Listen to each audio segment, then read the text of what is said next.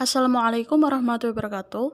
Sebelumnya, perkenalkan kami dari kelompok 11 SPI kelas F yang beranggotakan 1.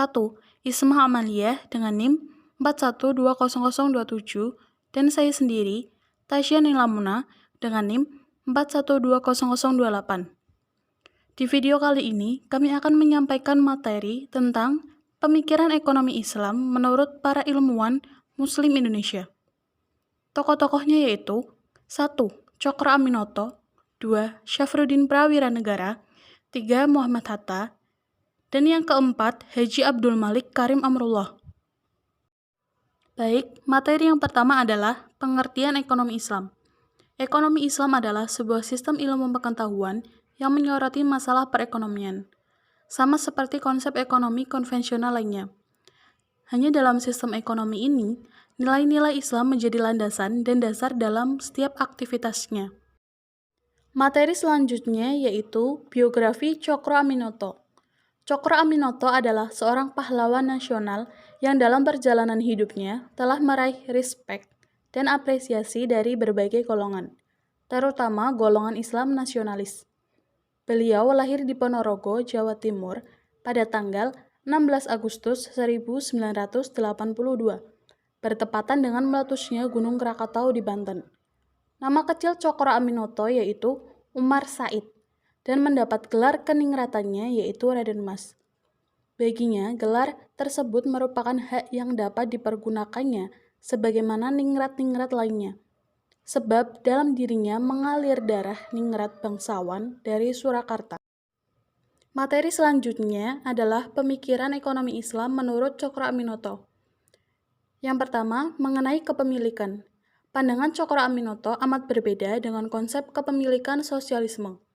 Baginya, sosialisme berdasar Islam tidak mengatur mengenai kepemilikan harta benda individu. Yang diatur dalam Islam adalah perilaku cara mendapatkan harta dan penggunaannya. Yang kedua, mengenai riba. Cokro Aminoto amat menentang riba. Riba yang dimaksud oleh Cokro Aminoto tidak sebatas pada woker saja, yaitu tingkat bunga yang tinggi. Namun riba dalam pengertian Cokro Aminoto adalah memakan keuntungan orang lain, atau miwarde. Yang ketiga, mengenai zakat. Cokro Aminoto menjelaskan zakat dan sedekah sebagai implementasi dari asas persaudaraan dan kedermawanan. Materi selanjutnya yaitu biografi Syafruddin Prawiranegara. Syafruddin Prawiranegara lahir di Anyar Kidul, Serang pada tanggal 28 Februari tahun 1911. Syafruddin Prawiranegara adalah seorang pahlawan nasional Indonesia yang ahli dalam bidang hukum, keuangan, dan agama. Syafruddin Prawiranegara merupakan negarawan Muslim yang banyak memainkan peran penting pada kemerdekaan dan tatanan kenegaraan Republik Indonesia. Syafruddin Prawiranegara wafat pada tanggal 5 Februari 1989. Kemudian materi selanjutnya akan disampaikan oleh Mbak Isma Amalia. Assalamualaikum warahmatullahi wabarakatuh. Saya Isma Amalia, NIM 412027 akan melanjutkan materi selanjutnya, yaitu tentang pemikiran ekonomi Islam menurut Syafruddin Prawiranegara. Yang pertama, mengenai kepemilikan. Syafruddin Prawiranegara berpandangan bahwa tujuan kepemilikan dalam Islam bukanlah mengejar kemakmuran akan barang dan benda, melainkan mencari ridho Allah Subhanahu wa Ta'ala. Harta benda dalam Islam hanyalah alat belaka untuk memungkinkan manusia hidup dan berbakti kepada Tuhannya. Tidak boleh kekayaan kebendaan menjadi tujuan hidup. Yang kedua, mengenai riba dan bunga. Syafruddin Prawiranegara memiliki pemikiran yang berbeda dengan para ulama dan ekonomi Muslim pada umumnya. Ia tidak menganggap bunga bank sebagai riba. Menurutnya, bila ada yang mengatakan bunga merupakan riba, maka pendapat para ulama itu disebabkan karena mereka kurang mengerti tentang bunga sebagai alat untuk memperbesar produksi masyarakat. Yang ketiga, mengenai zakat. Syafruddin Prawiranegara memulai pandangannya dengan analisis kelas. Ia mengkritik doktrin sosialisme Marxisme yang menganjurkan penghapusan perbedaan kelas dengan revolusi. Bagi Syafruddin, selama ada manusia di dunia ini, maka selama itu pula tetap akan ada golongan kaya dan miskin. Kemudian materi selanjutnya tentang biografi dari Muhammad Hatta. Muhammad Hatta dilahirkan di Bukit Tinggi pada tanggal 12 Agustus 1902. Pada masa penjajahan Belanda, Bukit Tinggi disebut Fort de Kock sebagai nama resminya, tetapi rakyat Agam selalu menyebutnya dengan Bukit Tinggi. Ayah Bung Hatta bernama Haji Muhammad Jamil, anak dari Syekh Batu Hampar. Sejak kecil, Muhammad Hatta sudah mengikuti kakeknya ke Mekah dan melanjutkan pendidikannya di Mekah. Kemudian, Muhammad Hatta melanjutkan pendidikannya di Kairo, Mesir. Sehingga, Bung Hatta sudah sangat akrab dengan tradisi keislaman dan hidup di lingkungan yang religius. Kemudian, materi selanjutnya tentang pemikiran ekonomi Islam menurut Muhammad Hatta. Muhammad Hatta adalah seorang terkemuka yang dapat meletakkan dasar perekonomian nasional. Dengan pikiran-pikirannya itu membawa input besar bagi kestabilan ekonomi bangsa Indonesia.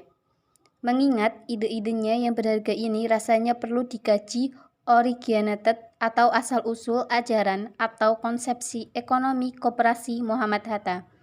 Sistem perekonomian koperasi yang dipakai oleh Muhammad Hatta tercantum dalam pasal 33 UUD 1945.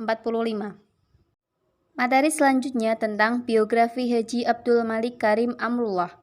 Menurut Samsul Nizar, Haji Abdul Malik Karim Amrullah atau yang disebut Hamka lahir di Sungai Batang, Maninjau, Sumatera Barat pada hari Minggu tanggal 16 Februari 1908 Masehi atau 13 Muharram 1326 Hijriah dari kalangan keluarga yang taat beragama. Ayahnya bernama Haji Abdul Karim Amrullah atau dikenal dengan sebutan Haji Rasul bin Syekh Muhammad Amrullah atau gelar Tuanku Kisai bin Tuanku Abdul Soleh. Sementara ibunya bernama Siti Syafiyah binti Haji Zakaria, wafat pada tahun 1934. Assalamualaikum warahmatullahi wabarakatuh. Sebelumnya, perkenalkan kami dari kelompok 11 SPI kelas F yang beranggotakan 1. Isma Amalia dengan NIM 41200027 dan saya sendiri, Tasyanela Muna dengan NIM 412028. Di video kali ini, kami akan menyampaikan materi tentang pemikiran ekonomi Islam menurut para ilmuwan Muslim Indonesia. Tokoh-tokohnya yaitu 1. Cokro Aminoto, 2. Syafruddin Prawiranegara, 3. Muhammad Hatta, dan yang keempat, Haji Abdul Malik Karim Amrullah. Baik, materi yang pertama adalah pengertian ekonomi Islam.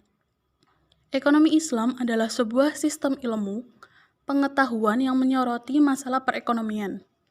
Sama seperti konsep ekonomi konvensional lainnya. Hanya dalam sistem ekonomi ini, nilai-nilai Islam menjadi landasan dan dasar dalam setiap aktivitasnya.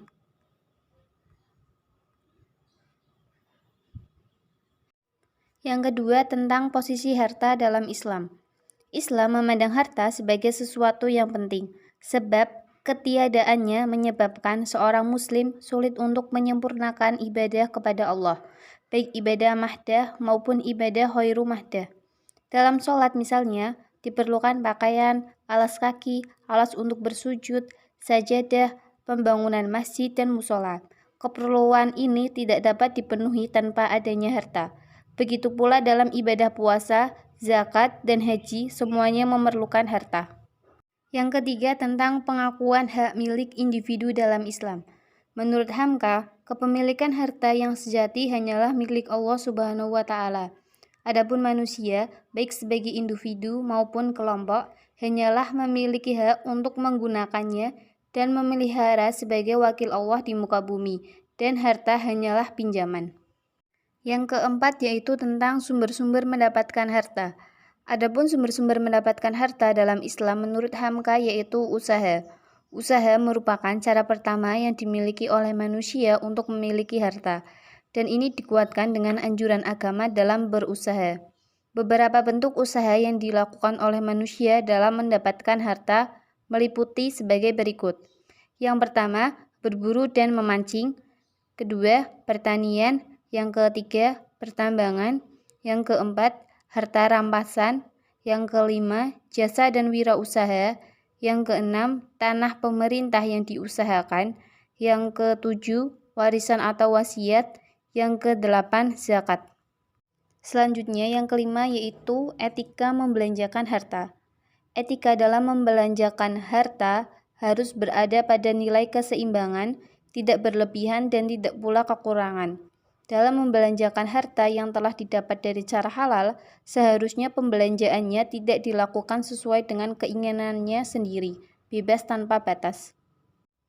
Sekian materi dari kelompok kami, kurang lebihnya mohon maaf. Wassalamualaikum warahmatullahi wabarakatuh.